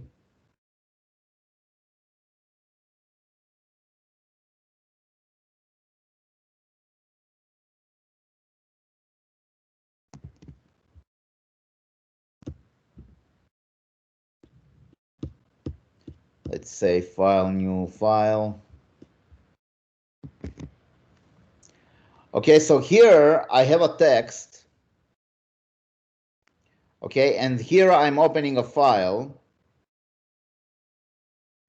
with the intention to write, and then I'm saving the file, write to text, and then I'm closing the file. Okay, very simple, very simple. So we will write it as the write file. Okay, and now I'm going to run it. So I will save it first and then run module. Okay, and now watch what will happen in my downloads directory. You see, I have a file here. Ah, nice stuff. Okay? Extremely simple. Now, if you want to append,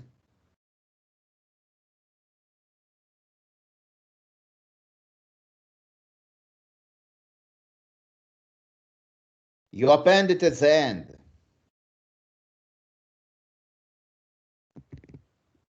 You open the file and then you write into it.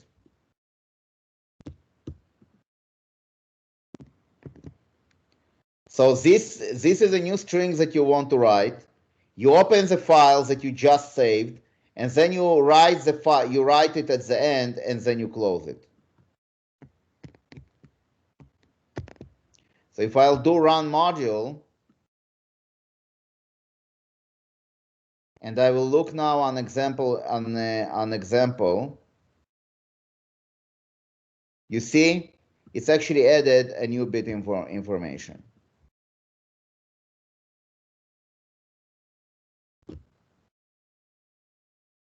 Questions?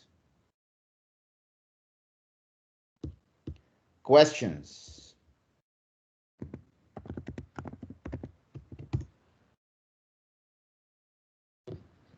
Questions?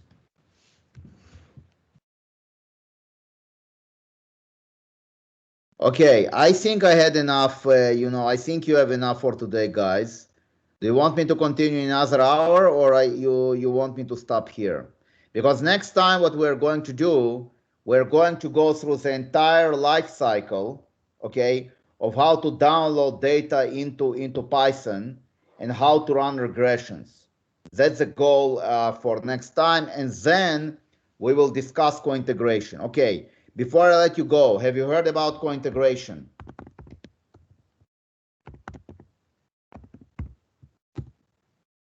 Have you heard about co-integration?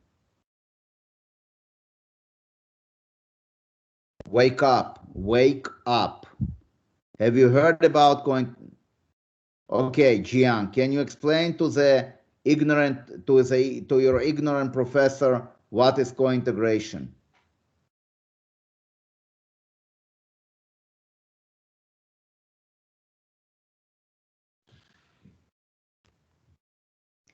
What is co-integration?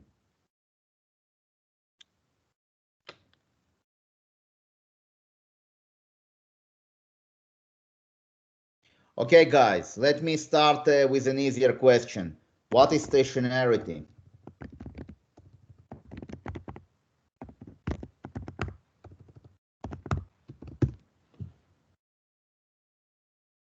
What is stationarity?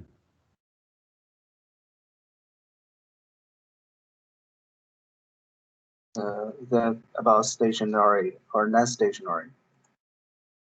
Right, so what is stationarity?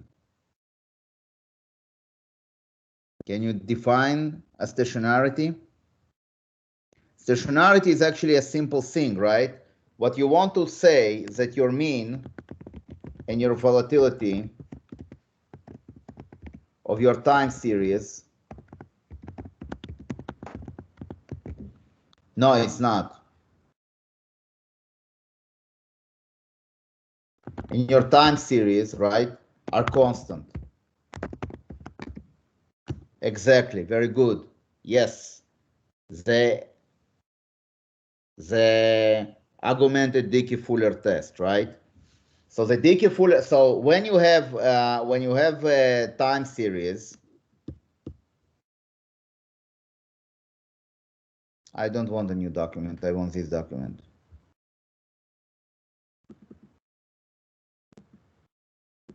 Okay, so when you have time series, remember the magic formula that ut equals to delta u t minus 1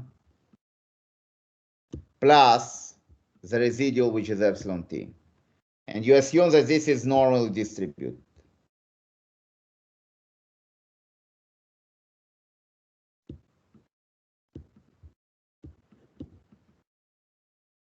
Okay, so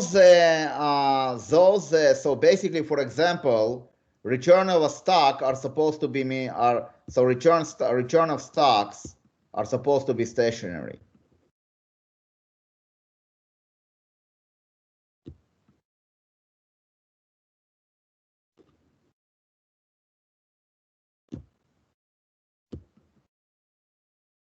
Prices are not stationary. A time series of prices are not stationary because they're log normal. Time series of prices are not stationary.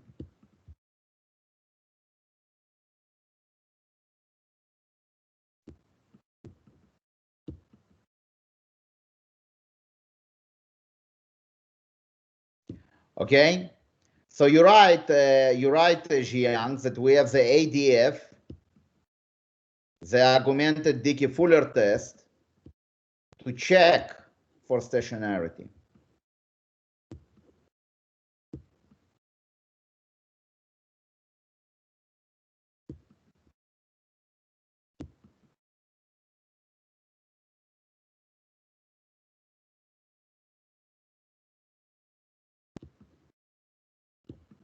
So co-integration, okay, is a property. So if you have two time series, let's say you have a YT price of one stock, and you have XT price of another stock. If you can find alpha, such that YT minus alpha XT is stationary,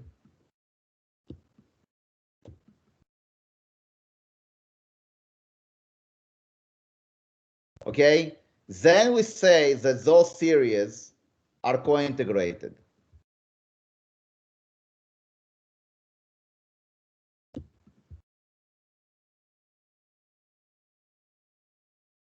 Okay, and what I want to do next time, I want to actually show how you can actually analyze.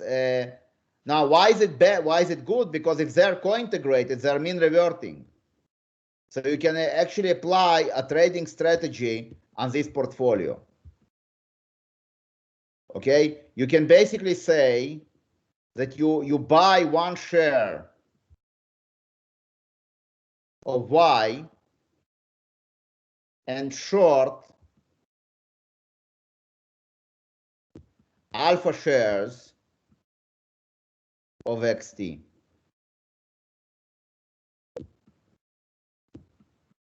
Okay? And when you do that, and if it's a mean reverting like this, it will go down. Then you can say, okay, if it's more than a certain point, I'm going to sell. If it's below a certain point, I will buy. Okay? This is called co-integration.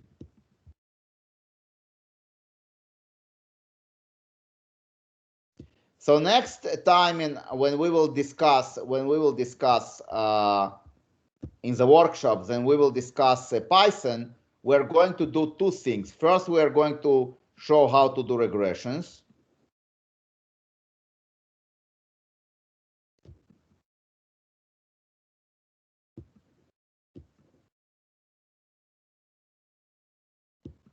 And then we will show how to do co-integration.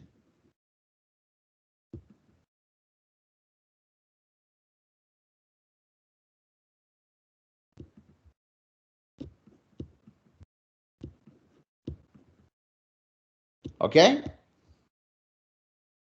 Questions? So what we did today, okay, so what we did today, we discussed, how Python works, the basics of Python, the loops, the variables, and all that.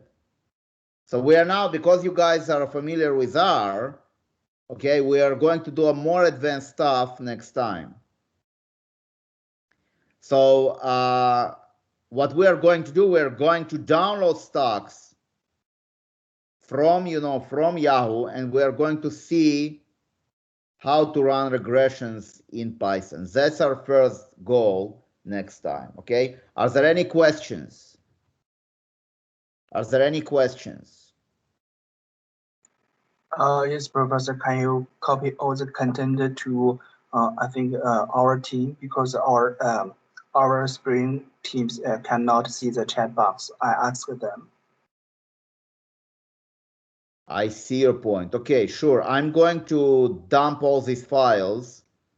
I'm going to do all these files also for your team, okay? And I will ask Jay to merge you guys, that you will have one team, okay? Yeah, okay. Thank you, Professor. Okay. Any other questions? Okay, guys. So next time, next Friday, there will be two groups. One in the morning from 7 to 10, and one in the evening from 7 to 10. Okay? So you are more than welcome to join any group you want. I'm indifferent to that. Today, nobody joined in the morning, and I know that it was probably our fault that we did not notify you. So now you are being notified, okay? And I hope that you guys will come, and you are going to be it's going to be beneficial, because in the spring cohort we are actually covering regressions now. So we are going to cover regressions in R, and then the day after we're going to cover regressions in Python. Okay?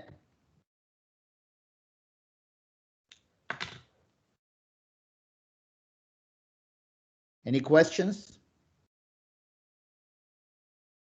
Good. All right, guys. So I'll see you next Friday. And the spring cohort, I'm going to see you next Thursday. Meanwhile, have a great weekend and enjoy the rest of your weekend. Hopefully you got something beneficial from this workshop. See you. See you, Professor. Missed me?